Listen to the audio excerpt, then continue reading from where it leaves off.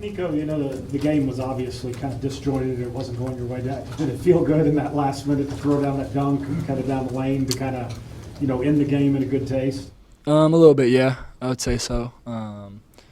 They were kind of just spread out, and through the course of the game, you don't even realize you're up 7-10 with a minute left. It's so intense down there that you don't really feel like the game's almost over.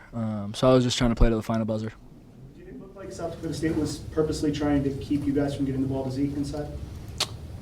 Most definitely. I think once we actually started getting Zeke the ball in the second half, you could see that they were sending that double team over fairly quickly.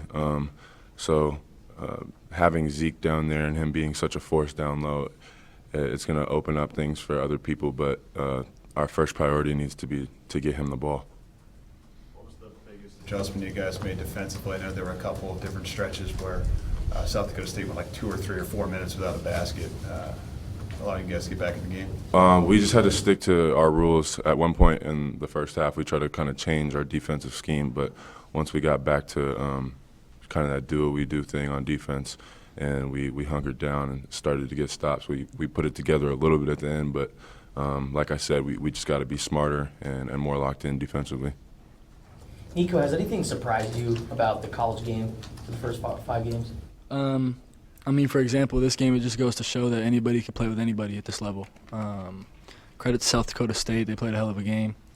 They were gritty, came out. I think we were down 12 at one point in the first half, and it just goes to show a game is a game, and anybody can play with anybody at this level. How was it not having Zeke in the first half and having to go other places because he didn't do what he did in the past? Zeke's a great option for us offensively and defensively. He brings so much to our team. So he got in foul trouble early, and that was a knock for us. But when he came out at halftime, he came out with better intensity. Still got some tough calls on him, but I think he bounced back really well. And we just got to take it to the next game. And I told him, just kind of like erase that from your mind and let's worry about the next one. Did you find it was different, particularly inside the way they were defending you and Zeke, throwing guys at him, or trying to get him in foul trouble? They were sending the double team, especially like I said, when he started getting the ball in the second half, they were throwing that double team at him, but he actually played smart out of it. I think one play he actually threw a good pass to Josh. Josh missed it, got his rebound, and put it back in for a foul, and he got sent to the free throw line. So he did a good job operating out of the double team. Anything to attribute the 3-point shooting for? Just a bad night?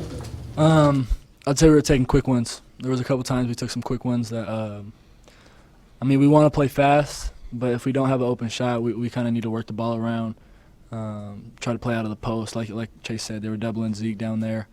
So if we can get it down there, we just got kickouts, and once we kick out, they're scrambling. We got so much more options. So I think it was just some quick shots. So I think some of them were good shots, but some of them were just too quick.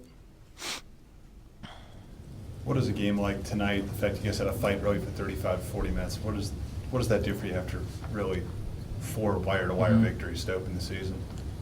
I would say we don't want to have a loss to wake us up.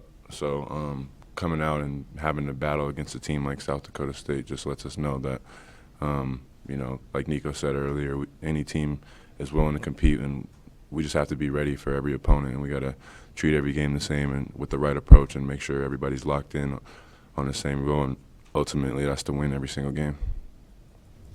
Chase, you guys have been so good interior defense the first 4 games or whatever, and tonight maybe a little more success they had getting inside. Was there any difference you saw that they were doing offensively that was tough? Not necessarily. I think, like I said, in the first half, we started to switch our ball screen defense, and they were getting some options off of that slip from the 5. And number 35, he was doing a great job of getting in a short corner, driving, and being aggressive. So scouting, just got to be more locked in, be on top of each and everybody's individual roles. Anything else? Thanks. Thanks.